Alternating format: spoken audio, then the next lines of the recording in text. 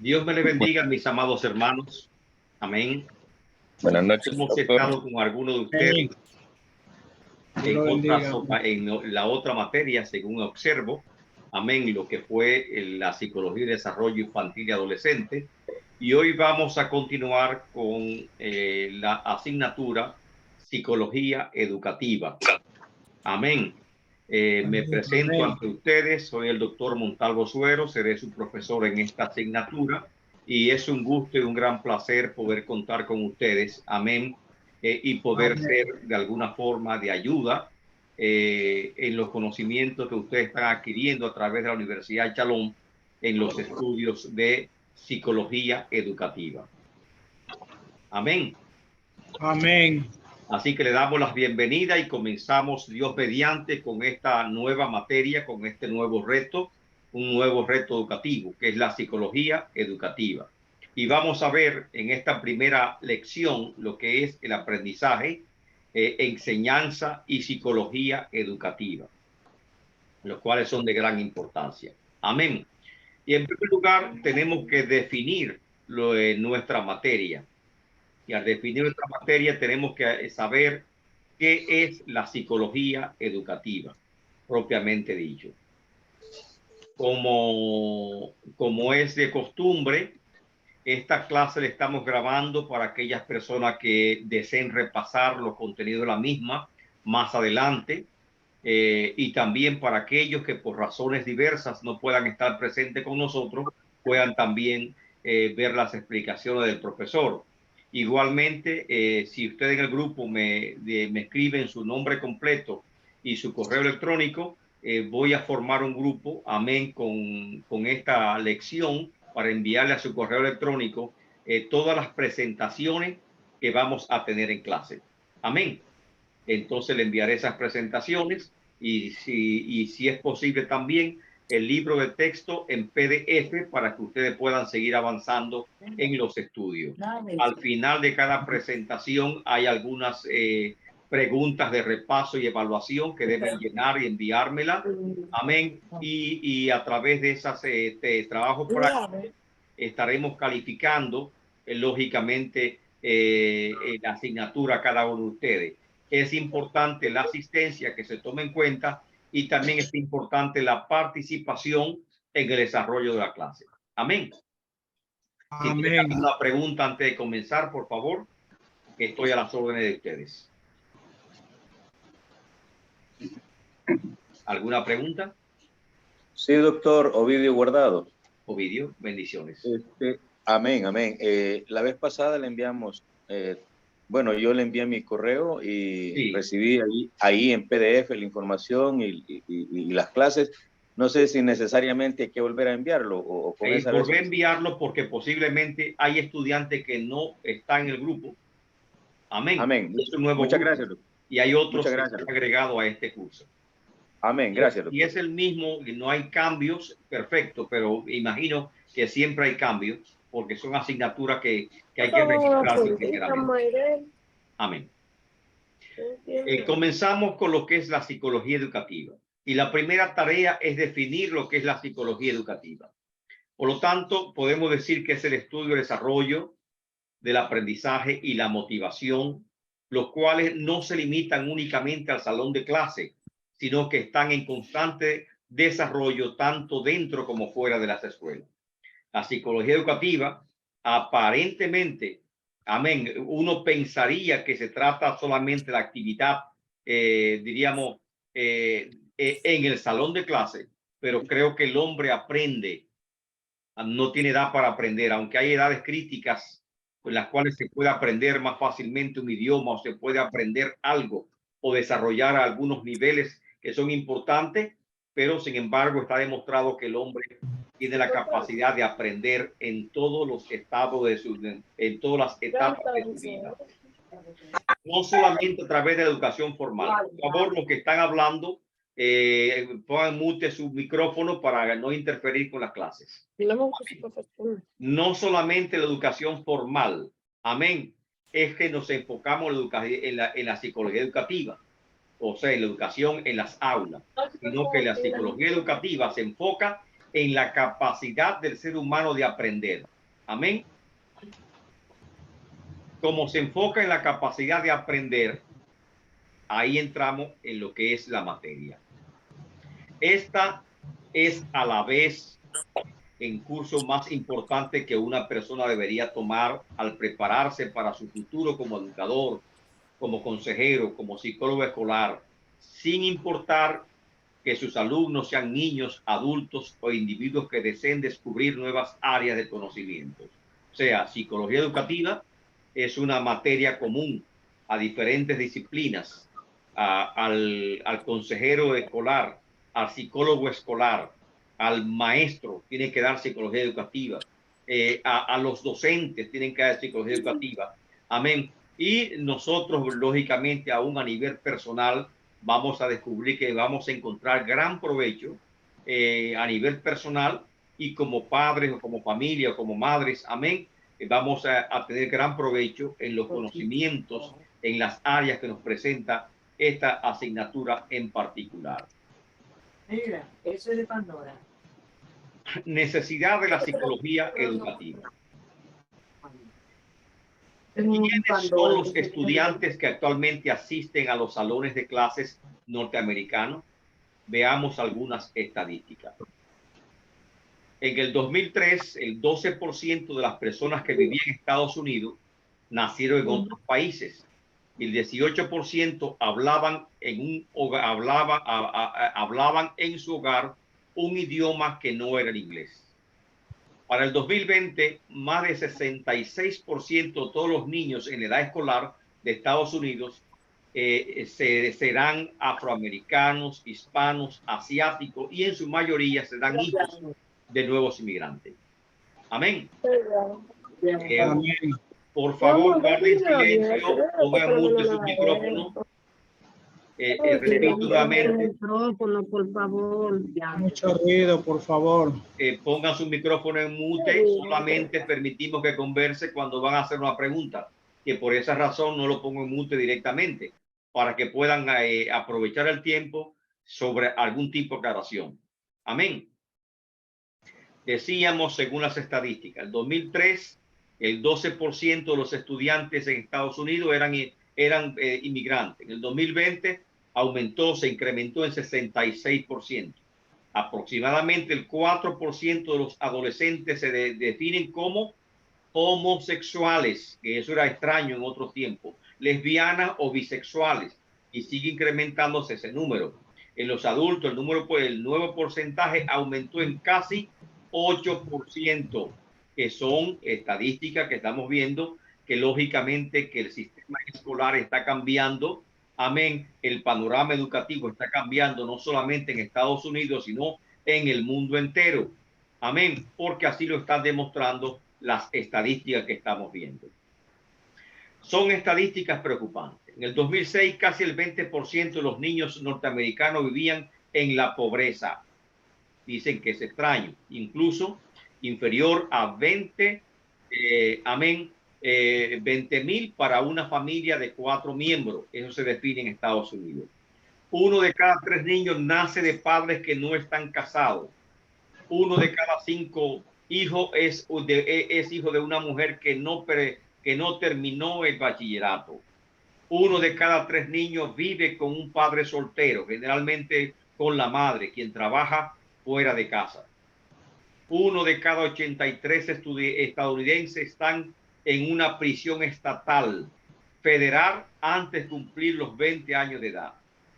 Y 1 de cada 1.339 norteamericanos serán asesinados con un arma de fuego antes de cumplir los 20 años de edad. Estas estadísticas son impresionantes, aunque un tanto impersonales. Cuando seas profesor, cuando seas psicólogo, consejero, trabajador recreativo, terapeuta de lenguaje, entonces usted se enfrentará a niños reales y casos reales. Y eso que estaba hablando de la psicología educativa. Amén. No son ficción, no son imágenes, son casos reales que el educador, que el consejero tiene que confrontar, porque no tiene que lidiar, amén, con las diversas situaciones que confrontan los niños en su aprendizaje. Y eso es lo que estamos enfocando en este sentido. La estructura familiar.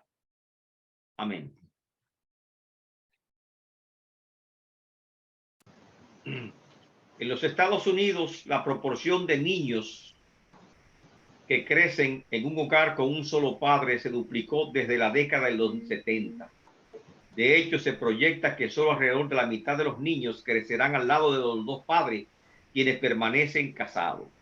En la actualidad, los niños forman parte cada vez más de familias mezcladas, reconstruidas, con hermanastros que entran y salen de su vida. Algunos niños viven con una tía, con abuelos, con padres en hogares adoptivos o hermano mayor. En algunas culturas, como las asiáticas, latinoamericanas, africanas, los niños podrían crecer en familias extensas o extendidas al vivir al mismo tiempo con los abuelos, con los tíos, con los primos, o al menos teniendo contacto diario con cada uno de ellos. A menudo diferentes miembros de la familia comparten los mismos cuidados infantiles y también apoyo económico. El divorcio es una estadística más que tenemos que ver en este proceso de lo que es la psicología, amén, de lo que es la psicología educativa. En los Estados Unidos, la tasa de divorcio es una de las más altas del mundo. Algunos analistas estiman que entre el 40 y el 50% de los matrimonios que se realizan en la década del 90 terminaron en divorcio.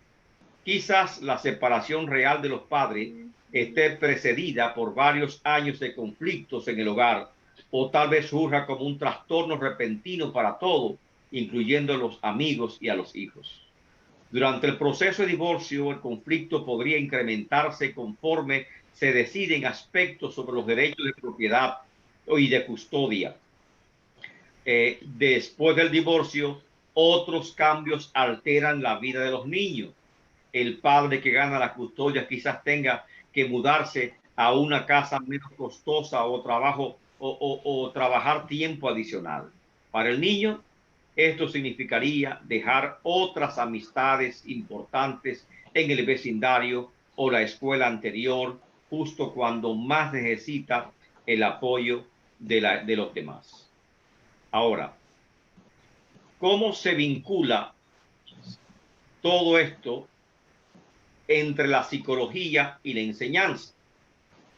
Durante todo el tiempo que la psicología educativa ha existido, aproximadamente unos 100 años, se han suscitado debates acerca de lo que esta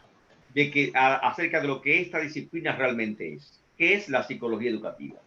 Algunas personas consideran que la psicología educativa solo es un conjunto de conocimientos obtenidos de psicología y aplicados a las actividades en el salón de clase. Otros creen que implica el uso de las técnicas de la psicología para estudiar en el salón de clase y la vida escolar. Sin embargo, una ojeada rápida a la historia indica que la psicología educativa y la enseñanza han estado estrechamente vinculadas desde un principio. Es cierto, en cierto sentido, la psicología educativa es muy antigua. Los temas que trataron Platón, por ejemplo, Aristóteles, que hablaba del papel del profesor, la relación entre el maestro y el discípulo, los métodos de enseñanza, la naturaleza y el orden de aprendizaje, el papel del afecto en el aprendizaje, aún, a pesar de que han pasado tantos siglos, aún son objeto de estudio en lo que es la psicología educativa en nuestros días. Sin embargo, revisemos la historia reciente. Desde sus inicios, la psicología educativa, y sobre todo en Estados Unidos, estuvo vinculada a la enseñanza. En el 1890, William James fundó en Harvard el campo de psicología en Estados Unidos y dictó una serie de conferencias para profesores denominadas Prácticas de Psicología para Profesores.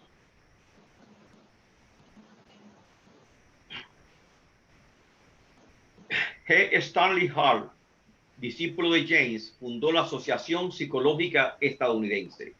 Su tesis doctoral trabajaba sobre la manera en que los niños entienden el mundo y un grupo de profesores le ayudó a reunir los datos.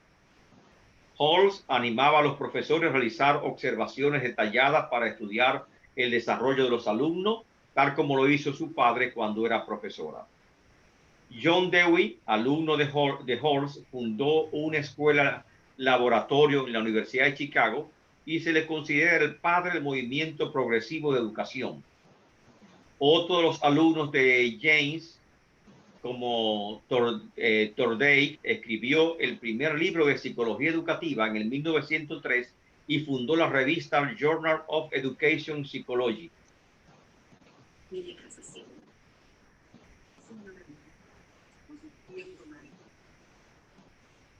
Amén.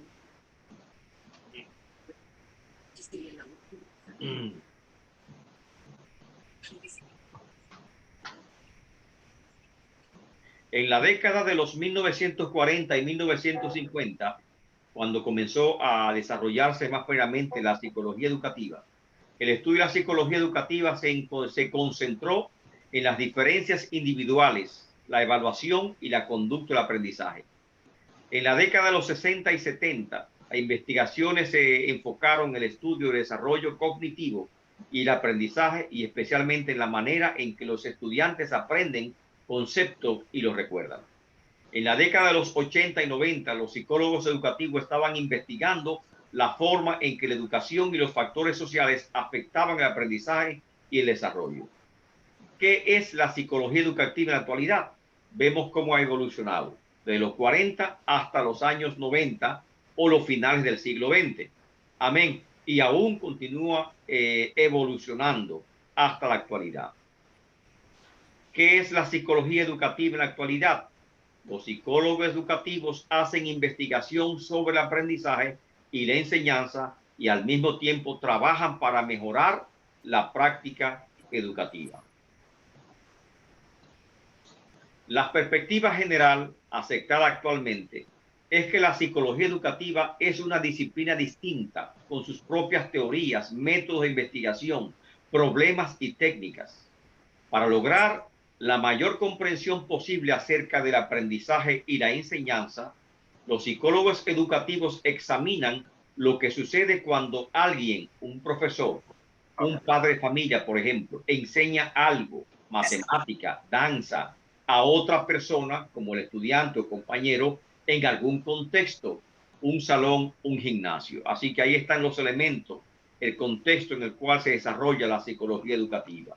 El profesor, el alumno, amén, y también el contexto que se aporta, como es el salón de clases o otro lugar donde se realiza la actividad educativa.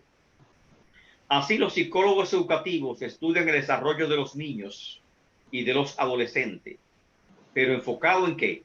En el aprendizaje y en la motivación. Por ejemplo, la manera en que las personas aprenden diferentes temas académicos como lectura o matemática, porque todos tenemos una forma peculiar de aprender. Amén. Y esto es que se estudia en lo que es la psicología educativa. Pero también contempla psicología educativa cuáles aspectos, las influencias sociales, culturales sobre el aprendizaje, la enseñanza y los profesores y la evaluación, incluyendo los exámenes. Todos esos factores están contemplados en lo que es la psicología educativa, es decir, todos los factores que entran en lo que es el proceso enseñanza-aprendizaje, amén, están contemplados y son objeto de estudio de lo que es la psicología educativa. Tenemos que ver algunas teorías, prácticamente tenemos que repasar algunas teorías que son importantes en lo que es la psicología educativa. Esta teoría, por supuesto, ya, mi amor, no sé, ya la hemos visto. menos café porque yo no. Amén. conmigo que tú vas a tomar? La persona que está conversando tiene algo que compartir, compártela con el grupo.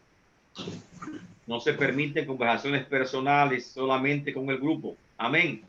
Estas teorías vamos a verla a forma de repaso. Ya la hemos visto, aprendemos un poquito más de ella. Las teorías educativas, pero tiene ahora un enfoque distinto, teoría de psicología educativa.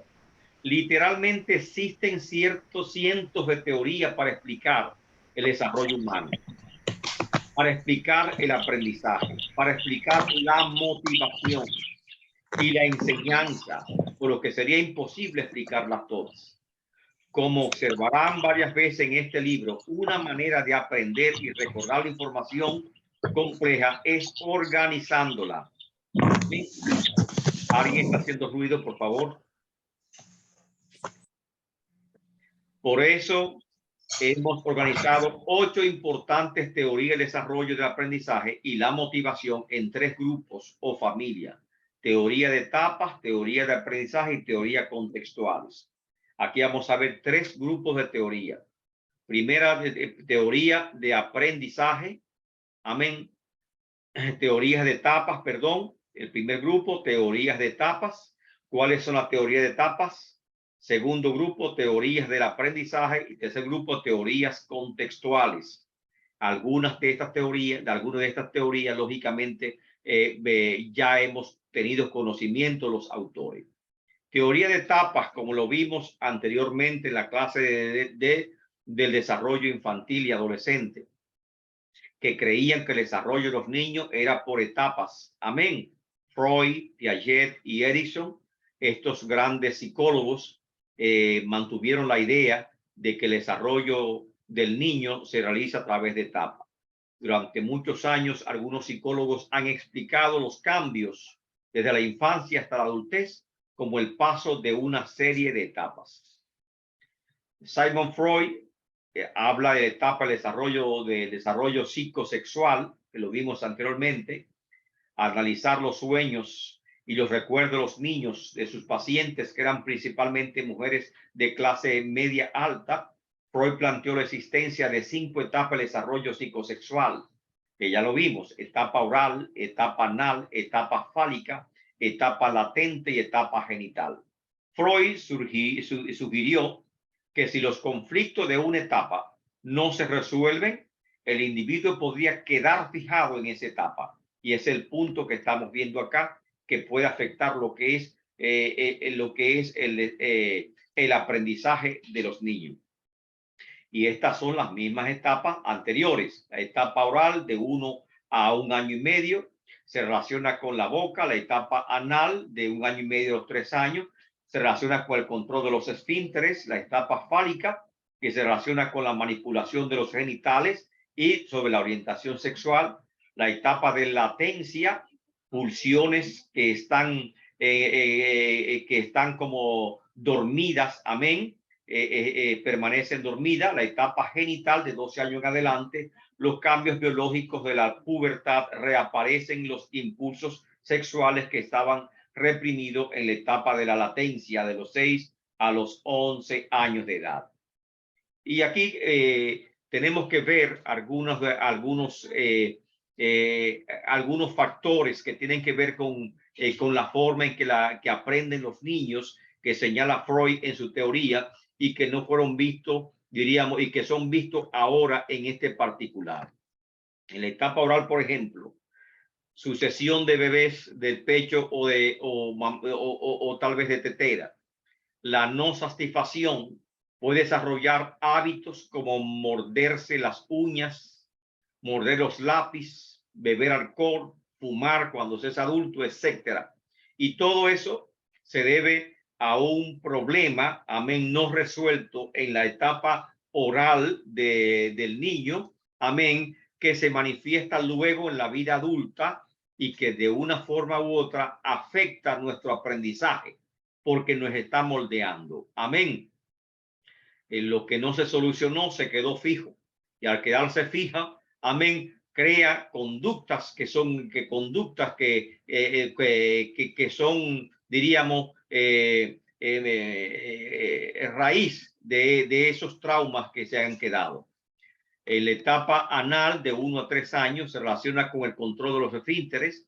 La no satisfacción puede expresarse, por ejemplo, en desarrollo de compulsión por la limpieza. Eso ya es un TOC, un trastorno obsesivo compulsivo, como la obsesión por la limpieza. Eso explica este famoso psicólogo. En la etapa fálica de 3 a 6 años, que se relaciona con la manipulación de los genitales, aparecen fantasías sexuales con el padre del sexo opuesto, complejo de Edipo y complejo de Electra. Para evitar la sanción, se adoptan las características del padre mismo, del mismo sexo, con lo que aparecen instancias psíquicas del super yo.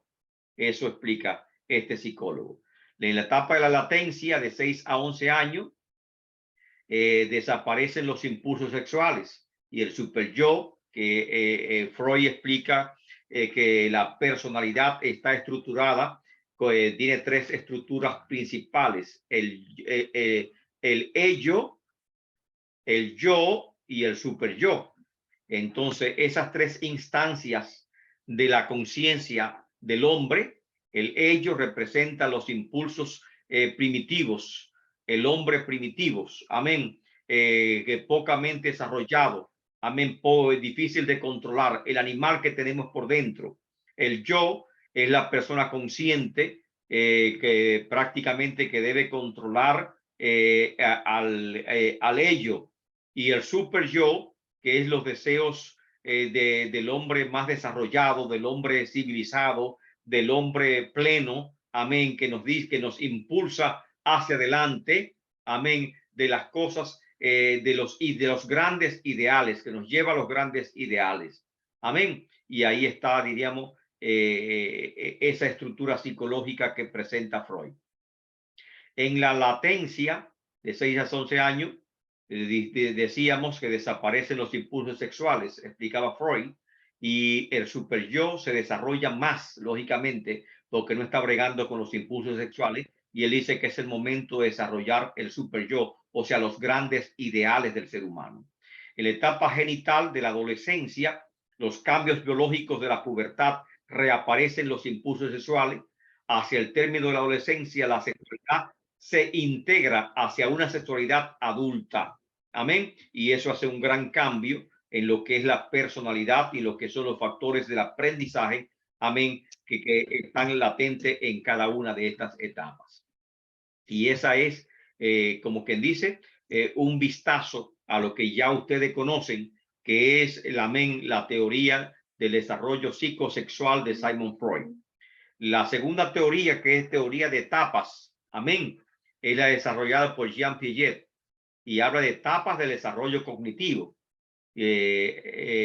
Piaget creó una de las teorías de etapas más conocidas, en las cuales describe 4 etapas cualitativas diferentes de desarrollo cognitivo. De una etapa a la siguiente, el pensamiento del niño pasa por cambios que implican algo más que la suma de conocimientos y habilidades. Tanto la teoría de Freud como la teoría de Jean Piaget, amén, tiene que ser conocida por todo educador, amén, porque tiene que tratar de entender la psicología del niño, amén, y cómo aprende el niño, porque sin esto no podemos nosotros conocer cómo aprenden los niños. Veamos ahora los detalles de la teoría de Piaget del desarrollo cognitivo y exploremos sus 4 etapas de pensamiento.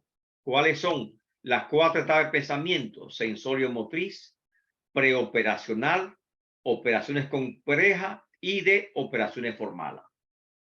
O sea, Piaget nos está hablando que el desarrollo educativo va a la par con el desarrollo biológico, del desarrollo biológico por etapa, amén, y que por lo tanto, de acuerdo al desarrollo biológico, es que es el modo y la forma en que los niños aprenden, amén. Esto nos explica Piaget. Ahí nos está hablando, por ejemplo, de estas etapas que son muy interesantes. La etapa sensoriomotriz, hasta los 2 años. ¿Cómo aprenden los niños? Amén. Coordinación de la información sensorial y las respuestas motoras. Desarrollo de la permanencia del objeto. ¿Cómo aprenden los niños? En la etapa preoperacional, 2 a 7 años. Desarrollo el pensamiento simbólico, pero aún los niños son egocéntricos. ¿Cómo desarrollan cómo piensan? ¿Cómo aprenden los niños? ¿Cómo, amén? Etapa operaciones concretas, operaciones mentales aplicadas a eventos concretos y clasificación de jerarquía. Si nosotros pretendemos a un niño de 2 a 7 años inculcarle en su mente, amén, diríamos, cosas que están fuera de su alcance, lógicamente que vamos a fracasar como educadores. La etapa, aquí nos dice cuáles son las características de cada etapa y nos dicen las limitaciones del aprendizaje en cada etapa. Y también nos dice como profesores en qué tenemos que enfocarnos en cada una de esas etapas. Amén. Lógica, eso se desarrolla a través de un programa formativo, un programa de educación que nos va indicando en cada nivel cómo debe realizarse la labor educativa. Ya en la etapa de 7 a 11 años de operaciones concretas, es que los niños tienen capacidad de aplicar su conocimiento a eventos concretos y que ya es que sus mentes tienen la capacidad de clasificación jerárquica. Antes de esa etapa, de esa edad, amén, prácticamente sería imposible establecer capacidades jerárquicas. La etapa de operaciones formales es a partir de los 12 años en adelante, que es hasta la edad adulta, y en esta etapa ya diríamos la formación académica es mucho más compleja y también va aplicándose gradualmente en su complejidad. O aparecen operaciones mentales aplicadas a ideas abstractas y pensamiento lógico y ordenado. Entonces, podemos decir cuando aparece el pensamiento lógico ordenado. Se va desarrollando, por supuesto que se va desarrollando y por supuesto que va a la par con el desarrollo de qué dice Piaget, desarrollo psicosocial, o sea, psicológico. Entonces, desarrollo cognitivo es que evaluar o comprender el desarrollo cognitivo nos permiten a nosotros aplicar efectivamente los métodos de enseñanza que corresponden a cada una de esas etapas. Cada etapa necesita métodos distintos. Amén. Entonces hablamos que la psicología educativa habla de cómo aprenden los niños, habla también de la motivación de los niños y hablamos también, amén, de factores que pueden ser influyentes en los procesos educativos, lo que diríamos el proceso enseñanza-aprendizaje y que deben ser considerados por todo educador. Estas etapas de Jean Piaget, amén, son muy importantes. Son importantes porque prácticamente todos los programas educativos la tienen en cuenta. Aún en las escuelas bíblicas, para así decirlo, los materiales que recibimos en la iglesia para impartir clases bíblicas a nuestros niños, amén, están clasificados por etapas. Y contemplan estas etapas porque hay ciertas capacidades, hay ciertas características que tenemos que conocer en diferentes grupos de niños. Y conociendo esta característica, y evaluando esta característica, es que podemos ser efectivos, no solamente como educadores, sino como consejeros también, amén, y como orientadores, para así decirlo. Piaget, por ejemplo, de la etapa sensoriomotriz, el bebé se relaciona con el mundo a través de los sentidos y acciones. Conducta orientada a metas y a la permanencia de objetos. Etapa de preparación preoperacional de 2 a 7 años. El niño puede usar símbolos y palabras para pensar. Puede usarlo de 2 a 7 años. Se caracteriza porque desarrollo rápido del lenguaje. Esa etapa. Tienen dificultad para distinguir la fantasía de la realidad. Amén. Y se da el egocentrismo del 2 a 7 años. y por lo tanto la educación se enfoca también en esa realidad, en su capacidad de concentración, en su capacidad de aprendizaje. Todo se concentra en la educación. Etapa operaciones concretas, 7 a 11 años. Crecimiento cognitivo es un periodo muy formativo de la escuela. El lenguaje y las habilidades de los niños acelera de forma dramática. Los niños empiezan a pensar cierto pensamiento abstracto. El niño organiza el mundo a través de 3 etapas: sensorial, seriación, clasificación y conservación. Y a través de las 3 etapas de seriación, clasificación y conservación, el niño organiza su mundo. Y ya en la última etapa, porque él solamente plantea 4 etapas de desarrollo cognitivo, la última etapa, que ya comienza a los 11 años de edad, amén, comienza el desarrollo de un pensamiento más abstracto. Ahora son capaces de pensar situaciones hipotéticas que el razonamiento científico proporciona, analizan y se preocupan sobre su identidad, amén, y comienzan también a aparecer otros aspectos del comportamiento humano. Esas son las 4 etapas, amén, que todo educador debe conocer y que de hecho, amén, tanto los textos educativos, los programas educativos, amén, están enfocados en las etapas que presenta Piaget. Amén. Nosotros tenemos que saber esta característica porque cuando estamos dándole clase a niños, esto está agrupado en diferentes etapas y tenemos que ver, amén, que el desarrollo cognitivo de cada grupo de niños para nosotros saber, para saber qué enseñar y saber qué métodos vamos a utilizar. Pero también tenemos que saberlo, amén, para ver, evaluar cómo aprenden ellos, amén, cómo aprenden los niños. Tenemos a Erik Erikson, que habla de desarrollo psicosocial.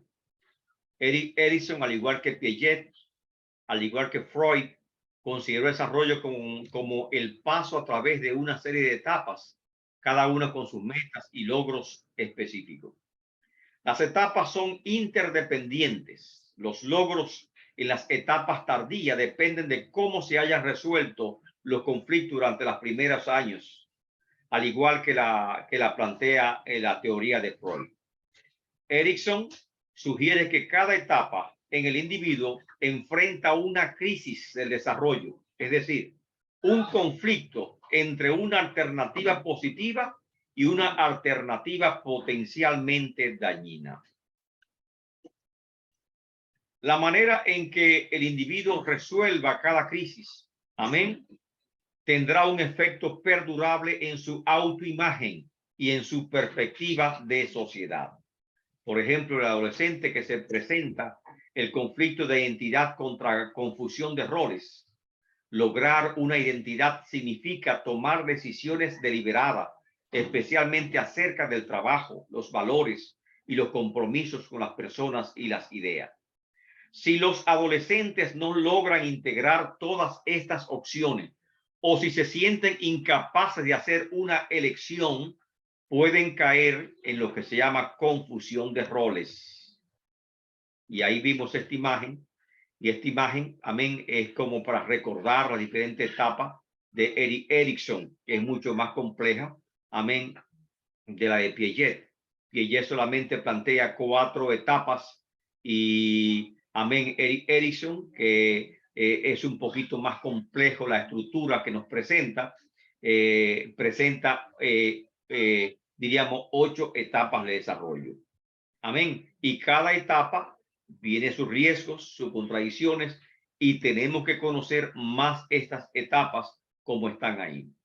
Ahí vemos, por ejemplo, la de Erikson hasta los 18 años, confianza versus desconfianza, es la crisis. Relaciones significativas, la madre. Fuerza básica o virtud, esperanza y fe. De los 18 meses a los 3 años, la crisis, autonomía versus vergüenza o duda. ¿Y qué tenemos que hacer nosotros como educadores, como consejeros, como pastores? Amén. saber estos momentos de crisis y saber en cuáles aspectos tenemos que enfocarnos para ayudar a crecer y para ayudar a formar a estos niños. Amén. Cuando son niños pequeños, hasta los 18 meses, estamos bregando, estamos tratando el punto clave de la consejería, el punto clave de la enseñanza, el punto clave de la formación es confianza versus desconfianza. Y la figura más destacada, cumbre, significativa en el niño, es la madre. Amén. ¿Y qué necesitamos reforzar en el niño? La esperanza, la fe. De los 18 meses a los 3 años, la crisis que confronta es autonomía versus vergüenza, duda. Ya en esta edad, la figura relevante son los padres, pero la virtud que debe ser reforzada es la voluntad, la determinación. Y ahí en esos aspectos es que tenemos que trabajar nosotros. Autonomía, ayudar al niño a ser más autónomo, enseñándole a poderse valerse por sí mismo. Y esos son los enfoques que debe tener lo que es la parte educativa. De 3 a 6 años, la crisis son iniciativa propia. Si no desarrolla iniciativa propia, va a desarrollar lo que es culpa. Y por lo tanto, como educadores, tenemos que saber que está en este periodo de crisis y tenemos que ayudarlo a superar esta crisis. Amén. Ayudarlo a tener iniciativa, a ser más independiente. Las relaciones más significativas de 3 a 6 años sigue siendo la familia. Ahora no solamente los padres, sino otros miembros más de la familia. La fuerza o virtud, amén, que tenemos que valorar es el propósito, la finalidad. De los 6 a los 12 años, la crisis que confrontan es laboriosidad versus inferioridad. Amén. Y ya las relaciones significativas no es la madre, no es el padre, no es la familia, sino que va más allá, el vecindario, la escuela. Y por lo tanto, ya el mundo del niño se ha ampliado bastante, ha crecido bastante. Amén. Ese universo del niño ha crecido bastante y lo que tenemos que enfocarnos en la educación es en la competencia. Amén. Y ayudarle a superar esa crisis que está ahí. En la pubertad hasta la edad adulta, la crisis se confronta es la identidad y repudio versus difusión de idea. Identidad. Hay que de la identidad como persona, la identidad sexual, la identidad como seres humanos. Ese es el momento de crisis que está confrontando. Y lógicamente que ese momento de crisis es tan fuerte que muchas veces impide el normal desarrollo cognitivo o educativo. Pero tenemos que crear nosotros enfoques, diferentes métodos para poder llegar con la educación adecuada. Las relaciones significativas ya no es el vecindario, son los grupos, los modelos de roles, amén, porque ya el universo se ha ampliado mucho más. Y a esa edad, ya edad adulta, su énfasis está en la fidelidad, en la lealtad. De los 25 a 40 años, creo que muchos estudiantes aún están en este rol, amén, la crisis confrontan es intimidad versus soledad. Intimidad y solidaridad versus aislamiento. O es decir, que están buscando formar un hogar, están buscando formar un matrimonio, crear una pareja. Amén. Si los logran, amén, están satisfechos. La clave, la fuerza básica en esa edad es amor. Se sienten realizados. Si aún están solteros, amén, pueden sentirse un poquito aislados de los demás porque todos sus compañeros están casados, menos usted, menos yo, etcétera, etcétera, etcétera. Y por lo tanto, ese es el tema de los 25 a 40 años. Amén. Casi siempre se consigue. Hay cierta reacción social si no logramos, por ejemplo, un matrimonio. Comienzan a poner nombres, jamón, jamona, esto, lo otro. Amén. Te vas a morir de viejo. Y comienzan, amén, estos aspectos. Es una edad también en que ya el ser humano ha alcanzado una profesión superior, una educación superior, y que por lo tanto pues ya es profesional. Y además su mundo se ha crecido un poquito porque ya tiene colegas, tiene amigos que son de su profesión. de los 45 y 60 años, aún el hombre ya no en el contexto académico, en el contexto formal del aula, pero el hombre sigue aprendiendo y también sigue operándose crisis en él. Y la crisis de los 45 y 60 es la generatividad versus estancamiento. Generatividad significa usted haberse desempeñado, alcanzar sus logros, sus metas como ser humano, un buen trabajo, una buena casa. Amén. O sea, usted ser productivo, y eso es la generatividad. Sentirse que es importante, sentirse que es productivo. Si no alcanza la generatividad, ser productivo, sentirse como tal, entonces se va a sentir como estancamiento. Amén. Que no se ha desarrollado, que se quedó atrás. Y lamentablemente ya a esa edad, amén, somos abuelos o somos padres de adolescentes, de hijos grandes. Amén. Y las relaciones significativas de 45 a 60 años de edad es el hogar, los compañeros de trabajo. Amén. Y la fuerza o virtud es el cuidado. Después de los 60, amén, viene una etapa también de crisis que es de integridad versus disgusto, desesperación. Después de los 60, el ser humano tiene que ir ya concentrándose, tiene que ir apaciguando su estilo de vida, tiene que ir acomodándose, tiene que ir, diríamos, adaptándose a nuevas circunstancias, posiblemente tiene que adaptarse al retiro laboral, tiene que adaptarse posiblemente a la pérdida del ser querido. Amén. Tiene que adaptarse a muchas circunstancias y sobre todo a su edad, a las nuevas condiciones de salud que se le han presentado. Tiene que adaptarse a esos cambios. Amén. Al adaptarse a esos cambios tiene que aceptar la idea de que no es eterno.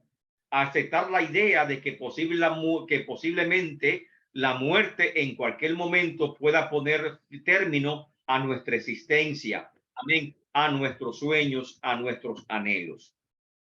Y por eso es cuando nosotros estamos en calma, en paz con nosotros mismos, nos sentimos realizados y simplemente aceptamos nuestra realidad, entonces se dice que hay integridad.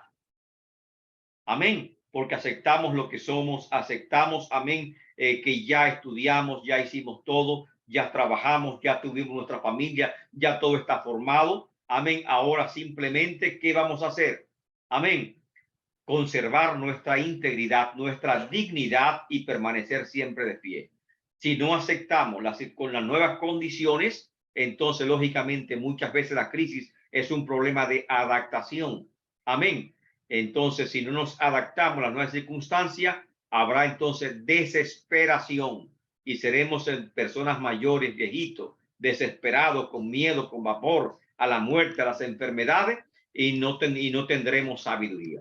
La fuerza básica es sabiduría, y la sabiduría es la capacidad de ser paciente, de tomar las cosas con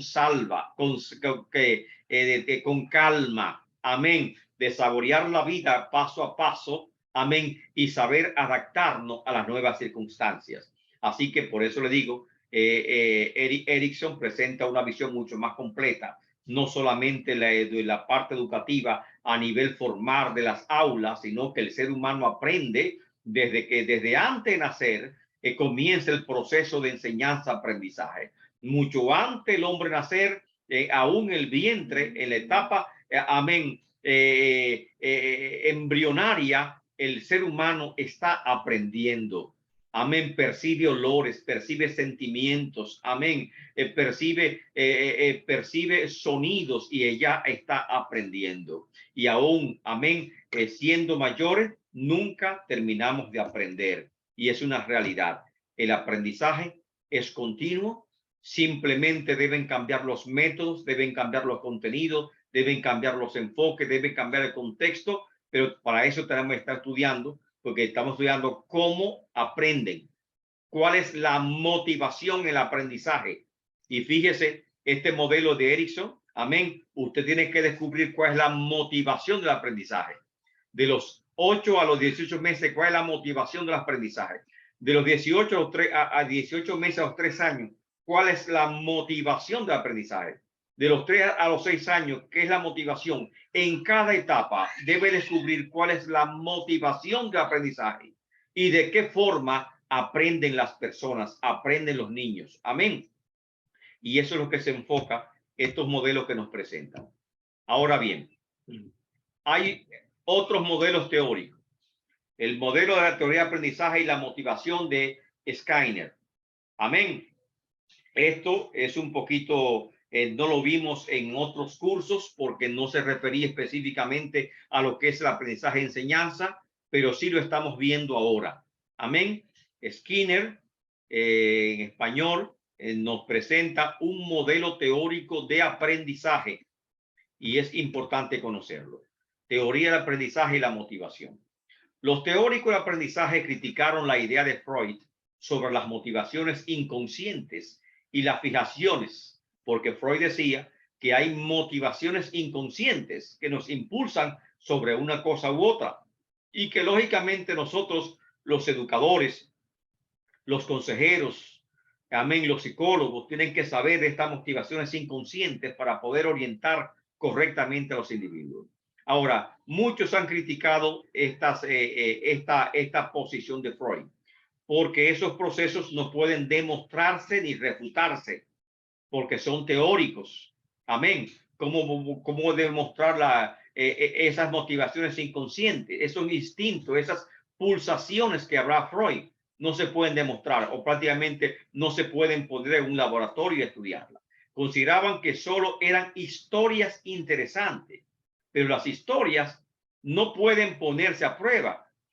Una idea fundamental que subyace en las teorías del aprendizaje es que la mayoría de los cambios en el desarrollo cognitivo y emocional y social, en los conocimientos, la motivación y las habilidades son consecuencias todas del aprendizaje. Las teorías de aprendizaje son más sistemáticas y científicas, por lo tanto, para demostrarnos cómo aprenden las personas. Amén. Y eso que estamos. Por ejemplo, el conductismo de Skinner, un conjunto de teóricos del aprendizaje, se enfoca en algo que puede observarse, la conducta. Y decíamos anteriormente que la psicología comenzó a progresar como ciencia cuando dejó de enfocarse, por ejemplo, primeramente se enfocaba en el pensamiento, pero es demasiado abstracto. Se enfocaba en el alma. El alma no se puede demostrar, no se puede refutar. Y cuando ya la psicología tomó como objeto de estudio la conducta del ser humano, entonces ya la psicología adquirió un carácter mucho más científica, porque la conducta sí se puede estudiar. Amén. Es algo que se puede ver y se puede modelar también. A nivel conceptual, podríamos considerar que una conducta está rodeada de dos conjuntos de influencias ambientales. Aquellas que la preceden, sus antecedentes, y aquellas que la siguen, sus consecuencias. Las teorías conductuales, en consecuencia, analizan de manera cuidadosa las relaciones de los acontecimientos que anteceden y aquellos que son subsecuentes a una conducta. Las consecuencias de una conducta pueden aumentar o disminuir las posibilidades de esas conductas vuelvan a ocurrir. Tienen algunos conceptos clave como lo son acondicionamiento, reforzamiento, castigo, señalización. Estos conceptos clave se usan tanto en lo que es, por ejemplo, educación, amén, teorías educativas, como lo propiamente lo es. También se usa en la consejería, en la psicología, porque estamos hablando de la conducta. Condicionamiento, reforzamiento, castigo, señalización. Ya comienza a hablar propiamente, amén, de cómo modificar o cómo enseñar a los niños en particular. Vimos, sí, el acondicionamiento que se hablaba, el acondicionamiento clásico. Este ejemplo demostrado se vio, y por eso le digo que ya lo que dieron la asignatura de desarrollo de desarrollo infantil adolescente, en esta primera unidad, amén, solamente estamos repasando algunos conceptos, pero enfocándonos específicamente en los aspectos educativos, amén. Y ese es el acondicionamiento clásico de estímulos y respuesta que se puede obtener. El acondicionamiento operante, la caja de Skinner que se llama, amén, también es significativo cómo desarrolla la conducta, amén. El condicionamiento operante de Skinner, reforzar respuestas a través de recompensas. Eso es lo que plantea en el sistema educativo, amén. La conducta es aprendida. Y como es aprendida, se puede moldear y te puede desaprender también. Y entonces, ¿cuál es el papel? Aquí está entonces, ¿en qué debe enfocarse la educación? Según Skinner, reforzar respuestas a través de recompensa. Reforzar, consecuencia que aumenta la frecuencia de una conducta deseada. Amén. Y ahí que vienen las condiciones. El reforzador debe seguir a la respuesta, debe ser inmediato. Amén. El reforzador debe ofrecer de manera inmediata. El reforzador debe ser congruente con la respuesta. Amén. Y hay reforzador y hay recompensa. El estímulo que sigue la conducta es agradable de una u otra manera. Y por lo tanto, en vez de usted aplicar como castigo la conducta que no desea, lo que tenemos que enfocarnos es en reforzar, y hablamos de los reforzadores y cuáles son los reforzadores, cuáles son las recompensas que se estudiarán más detenidamente, amén, para así en la primera etapa de la vida enseñarle a los niños, amén, y adolescentes cómo aprenden, y esta es la forma en que aprenden de acuerdo a las edades. ¿Cómo aprenden? ¿Cómo enseñar? Tenemos que enfocarnos en esos aspectos que son sumamente psicológicos, pero si usted lo entiende, a veces cree que se puede razonar mucho ideológicamente, no porque es malo, porque es bueno. El niño no sabe ni por qué es malo o es bueno, porque aún no tiene desarrollado lo que es el instinto moral. Amén. Ideas abstractas no puede desarrollarla. Y por lo tanto, en esas primeras etapas tenemos que irnos a las teorías de Skinner acerca de cómo piensan los niños y cómo pueden educarse a esa edad. Tipo de refuerzo que plantea. Refuerzo positivo es la recompensa. Consecuencia. La consecuencia es la conducta, amén, más el reforzamiento que produce un efecto distinto. La conducta reforzada es la conducta que se repite. Si usted refuerza una conducta, esa conducta se va a repetir. Ejemplo, el niño se bañó, el niño aprendió a vestirse, el niño organiza sus ropas, el niño no deja tirada sus juguetes en el piso, sino cuando organiza. Amén. Entonces, usted quiere que lo siga organizando y eso es parte del aprendizaje, ¿verdad? Pues entonces usted tiene que dar una recompensa, o sea, un refuerzo positivo o un reforzamiento positivo. Amén. Ahora, está el tipo de estímulos, eventos que activan la conducta. El castigo no es dar golpe, tiene la intención de suprimir una conducta. La consecuencia del castigo, que así se desea, es tiene como efecto debilitamiento de la conducta no deseada. Amén. Y que la frecuencia de esa conducta no deseada no se vuelva a repetir.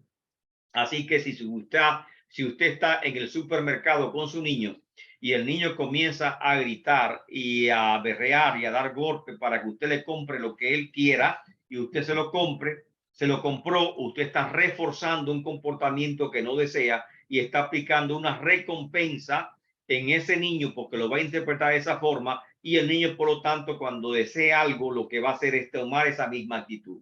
Amén. Pero si usted no quiere esa actitud, por eso se dice, nunca le conceda al niño lo que pida gritando o haciendo ese tipo de rabieta, porque si le concede lo que está pidiendo, está reforzando una conducta no deseada. Amén. Y esos son principios que debe tenerse en cuenta en cada etapa del desarrollo de los niños. Procesamiento de la información. La manera en que las personas procesan y recuerdan la información se convirtió en un tema importante de la investigación psicológica educativa. ¿Cómo piensan las personas? Cada persona piensa de forma diferente. lógicamente, de acuerdo a la edad, de acuerdo, diríamos, a los periodos que estamos atravesando. A veces son muy congruentes, podemos agrupar las personas. Amén, pero personal, individualmente, más individual, pensamos de forma diferente. Pero estas ideas dieron lugar al surgimiento de diversas teorías sobre el aprendizaje y el desarrollo y de la motivación. O sea, la psicología educativa va a tratar sobre diversas teorías del aprendizaje, teorías sobre el desarrollo y teorías sobre la motivación. Esos son los aspectos que trata siempre lo que es la psicología educativa. Así pues, en la actualidad contamos con un conjunto de teorías cognitivas del aprendizaje que se enfocan en la atención, los tipos de memoria, la forma en que los conocimientos se presentan o se representan y se almacenan, en olvido y los sistemas cognitivos que hacen esto posible. Algunos conceptos importantes de las teorías cognitivas del procesamiento de información sobre el aprendizaje son la atención, la percepción, la memoria del trabajo, la memoria a largo plazo y los tipos de conocimiento. O sea que ya directamente acá estamos entrando en un aspecto relevante de lo que es el procesamiento de la información y cómo aprenden las personas. Amén, cómo podemos enfocarnos en lo que es la parte educativa. La teoría cognitiva social hay que tenerla, de Albert Bandura.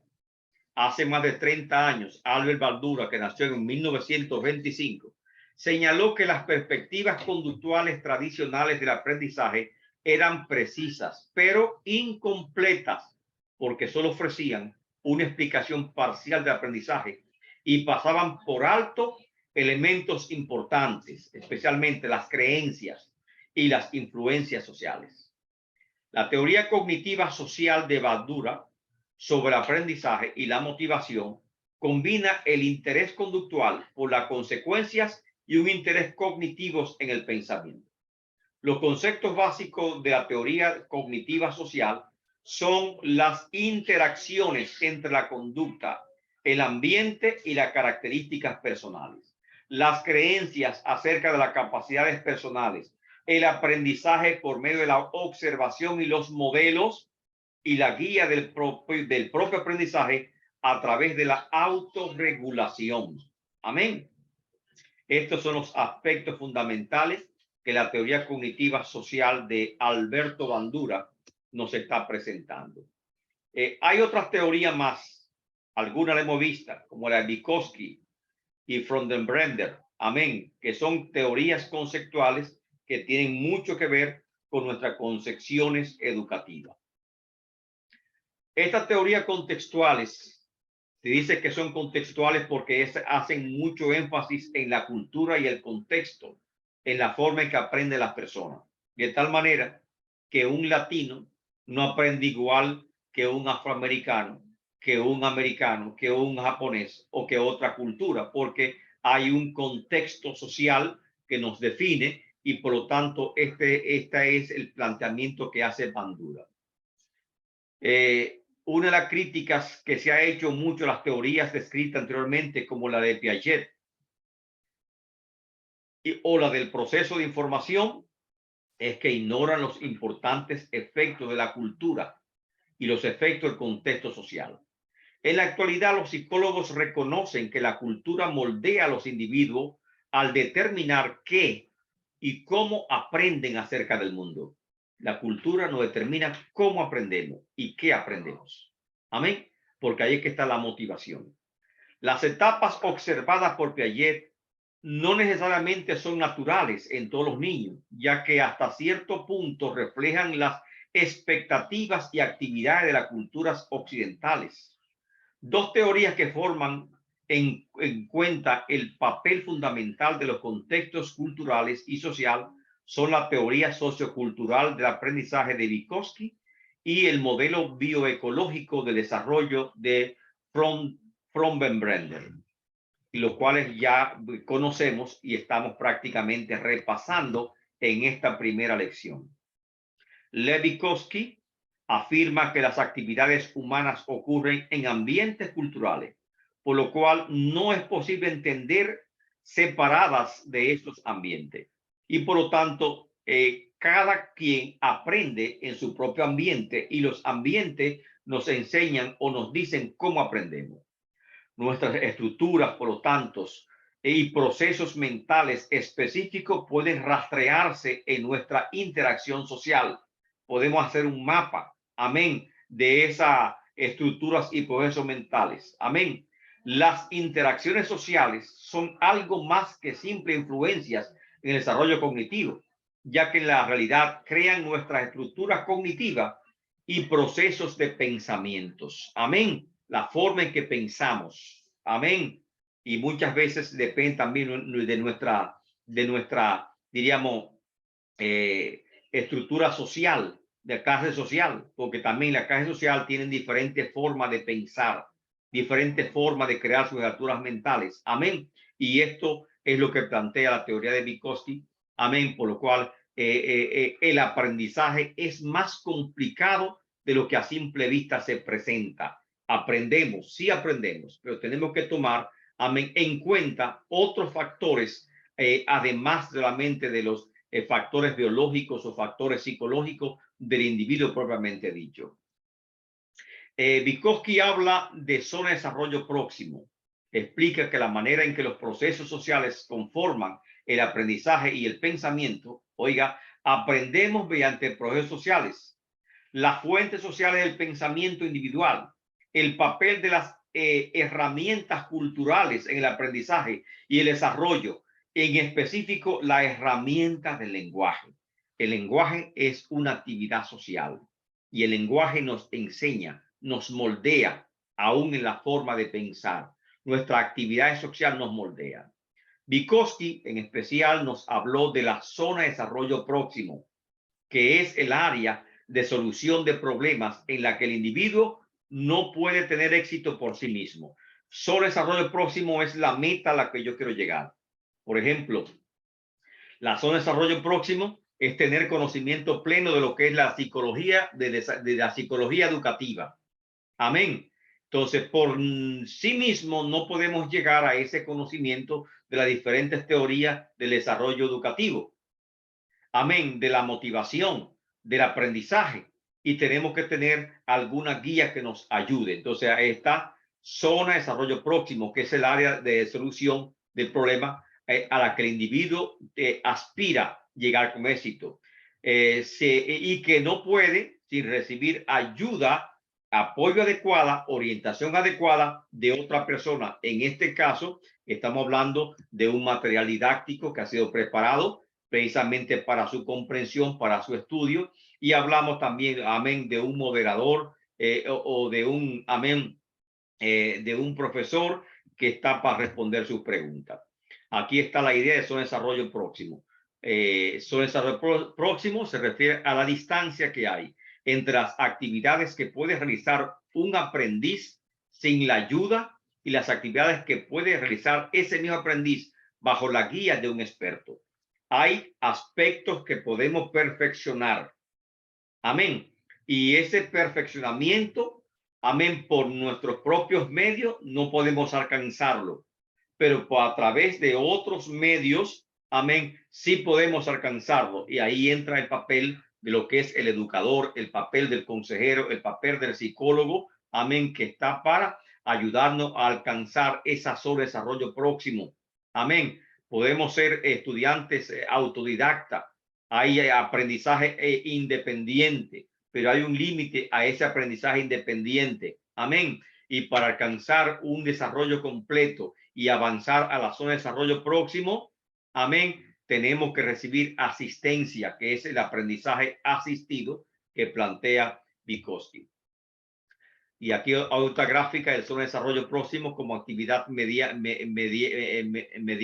Amén. Y eso es lo que, en esto es lo que se enfocan en los métodos educativos. Cómo hacer que el educando llegue a la zona de desarrollo próximo. Amén. De la zona de desarrollo real a la zona de desarrollo potencial. La zona de desarrollo real, por eso se hace una evaluación. Muchas veces en algunos cursos o el profesor lo que hace es un proceso de evaluación para saber hasta dónde alcanzan los conocimientos de los estudiantes, para saber hasta dónde continuar. Amén. Y esa es la zona de desarrollo real. ¿Qué saben realmente? Y, lógicamente, la mediación, que es la del profesor, la del educador, la del psicólogo, amén, es llevarlo a una zona de desarrollo potencial. Amén. Y esa es la meta de toda educación. Amén. La educación que no se enfoque en esta meta como algo real es una educación que carece de sentido. Amén. Esto es, por ejemplo, muchas veces vemos en las iglesias algunos sermones, amén, que no se enfocan en una zona de desarrollo real. Amén. Primero, cuando tú preparas un sermón o un estudio, tienes que enfocarte en la zona de desarrollo real, en la condición que existen. Y como predicador, como pastor, amén, tu labor pastoral tiene que hacer que tu iglesia se desarrolle a una zona de desarrollo potencial.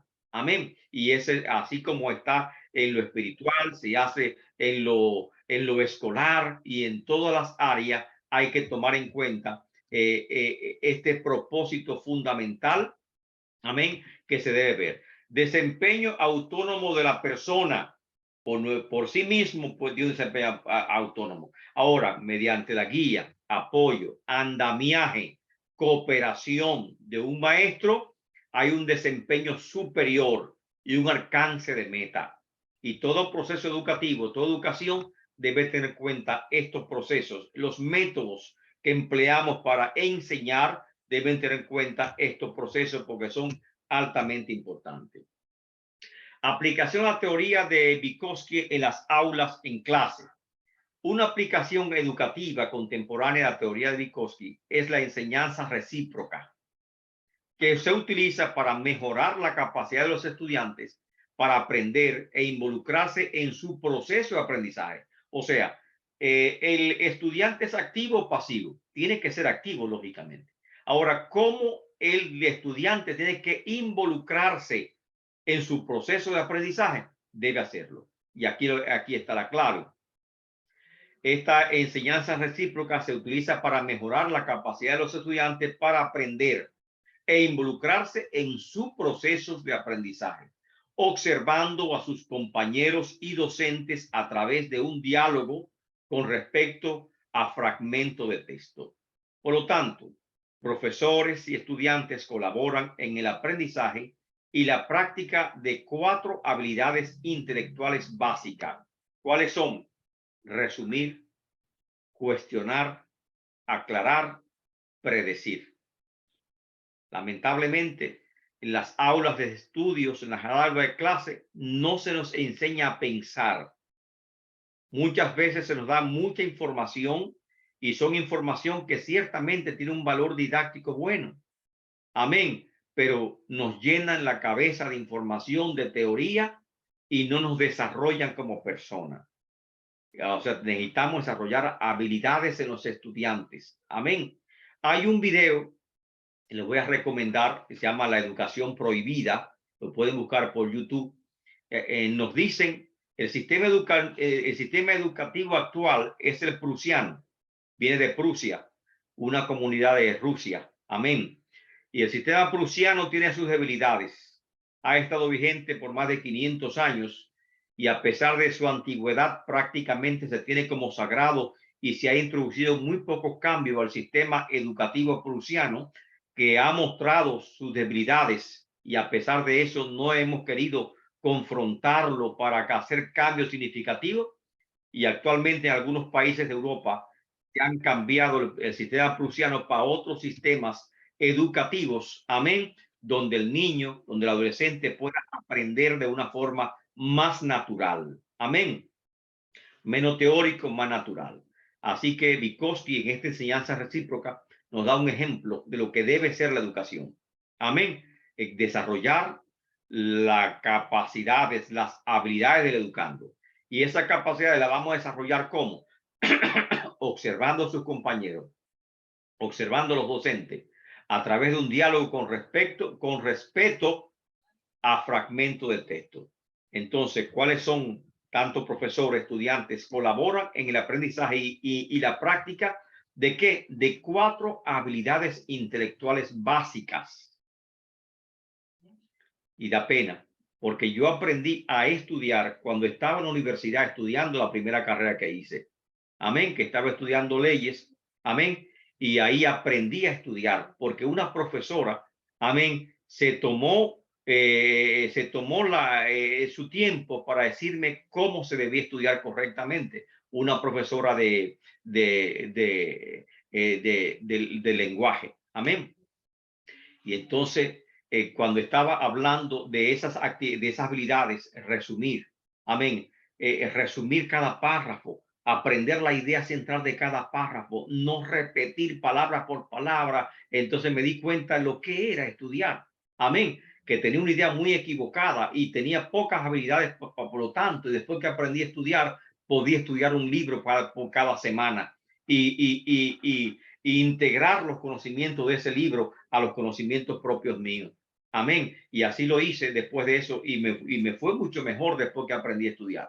Pero ahí está.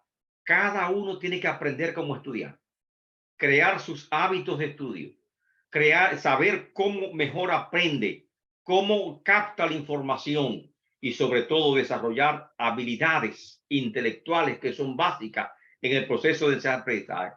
Resumir, aprender a resumir, cuestionar, aclarar, predecir. Si no eres capaz de estas cosas, entonces aún no has aprendido. Aún no sabes estudiar. Amén. Cualquier cosa, tiene capacidad de resumirlo. Dilo en pocas palabras, resúmelo en tus palabras. Cuestionar, pregunta, analiza. Amén. Las palabras que no entiendes, ¿qué significa? Cuestiona. Amén. Y muchas veces dice que el estudiante que está inactivo no aprende, el estudiante activo aprende. Amén. Y por lo tanto tiene que cuestionar, aclarar. Amén. Tú tienes que poner tus propias ideas y ampliar los conceptos con tu propia mente. Predecir, también tiene esa capacidad. En este método, el papel del profesor es en el proceso educativo se reduce con el tiempo, porque lógicamente el estudiante va resumiendo, cuestionando, aclarando y prediciendo, se está haciendo autónomo. El estudiante ya aprende, amén, a avanzar sin tener que tomar el andamiaje de otra persona, porque ya tiene mayor desarrollo cognitivo, más creatividad. Además, Vygotsky fue relevante para conceptos educativos, tales como el andamiaje, tutoría entre pares, etcétera, en la cual un profesor, un compañero más avanzado o un compañero más avanzado ayuda a estructurar y organizar una tarea para que un principiante pueda adquirir nuevas habilidades y conocimientos. Amén. El andamiaje, la tutoría entre pares. Las teorías de Vygotsky también han generado gran interés en el aprendizaje colaborativo. Sus aportes sugieren que los miembros del grupo deben tener diferentes niveles de poder para que los pares más avanzados puedan ayudar a los que tienen mayor dificultad y se les permita avanzar a través de su desarrollo próximo. O sea, tú no vas a poner dos personas que tengan poco conocimiento, sino que lo vas a combinar, uno más avanzado y otro un poquito más atrasado, para que se ayuden mutuamente y puedan avanzar a la zona de desarrollo próximo. Amén. Porque esa es la forma que plantea la educación. Esta es la teoría de Vygotsky y creo que vamos a dejarlo con esta teoría de Vygotsky porque ya se nos complica un poquito más con otras teorías y el material que le hemos dicho, aunque mucho ha sido de repaso, porque ya lo hemos visto en otras clases de psicología. Amén. Son teorías que se van a repetir en psicología educativa, en psicología, por ejemplo, psicología cristiana, se van a repetir constantemente porque forman parte del andamiaje, forman parte del bagaje que tenemos que tener como educadores y como psicólogos cristianos, y que por lo tanto sus conceptos aportan grandemente a nuestras concepciones, amén, y a nuestra función como psicólogos y como educadores que somos. Amén. Si tienen alguna pregunta sobre lo que hemos tratado hasta ahora, por favor, amén, estamos para tratar de responderle lo más posible.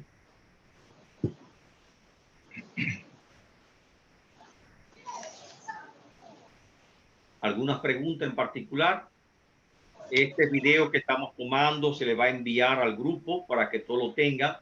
Y también, por favor, repito otra vez, que me envíen su correo electrónico para crear otro grupo con el nombre de lo que es la psicología educativa y enviarlo nuevamente los contenidos de cada clase, enviárselo directamente a su correo electrónico, que ustedes puedan ver las preguntas de evaluación final. Amén. Y que podamos realizar los trabajos anteriores. Enfóquense en los aspectos educativos de estas teorías. Amén. ¿Cómo aprenden? ¿Cuál es la motivación? Porque siempre aprendemos de acuerdo a nuestra motivación. Si no hay motivación, no hay aprendizaje. Tiene que haber motivación para que haya aprendizaje. Pero también como educadores tenemos que ver cómo aprenden las personas. ¿Alguna pregunta? Yo creo que todo está claro, doctor. Muy interesante la clase de hoy. Amén, amén, amén. Es un gran Buenas noches, Dios le bendiga. Bendiciones. Profesor, el nombre del video, que no lo pude escuchar bien, que usted dijo que nos viéramos. Por favor. Una educación prohibida. La educación prohibida.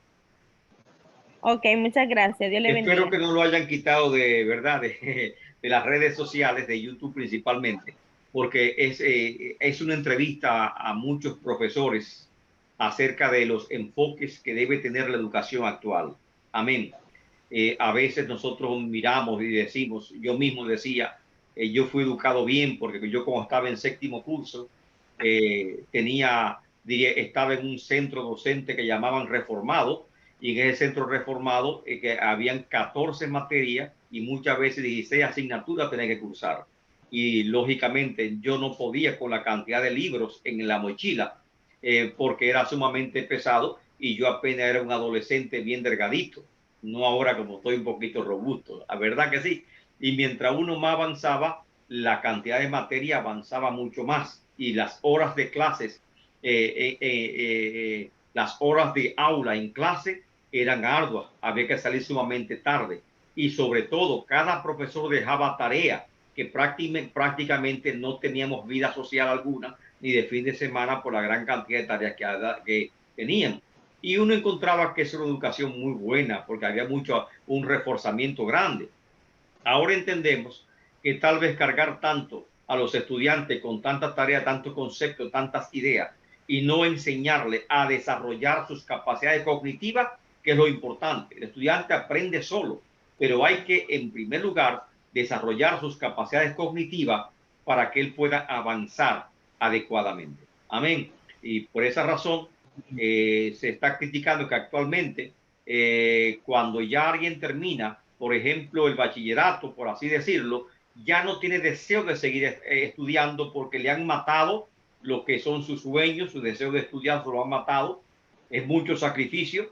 Amén. Han pasado por un sinnúmero porque prácticamente la educación se ha convertido como un sedazo. Amén. Para colar, para no permitir que la mayoría llegue a una buena educación, sino retenerlo aparte. Véanse lo que es el video que le dije, la educación prohibida, para que se forme un concepto de lo que es la educación actual y lo que es el sistema prusiano que actualmente se está cuestionando y que ya en muchos países se ha puesto en boga un nuevo sistema educativo que hasta ahora parece que es bastante prometedor. Dios le bendiga, Dios le guarde. Ya espero verle próximo viernes a las 8 de la noche. El mismo enlace, guárdenlo por favor. Amén. El enlace es mi número telefónico, que me pueden ver amén, por las redes sociales con el número telefónico. Y la clave, amén, es sencilla. Ahí está también el enlace y la clave es inolvidable. Así que Dios le bendiga, Dios le guarde, que tengan un feliz fin de semana y que el Señor me lo guarde, me lo proteja de todo mal. Amén. y que podamos vernos, Dios mediante, el próximo viernes. Amén, pastor. Amén, amén, estimado doctor, muchas gracias. Amén, amén. Dios le bendiga, shalom. Bendiciones, doctor. Un abrazo para todos. Gracias. Muy amable. Dios les bendiga. Gracias. Amén, compañero. Muchas gracias. Dios bendiga a todos. Amén. Dios bendiga. Dios bendiga.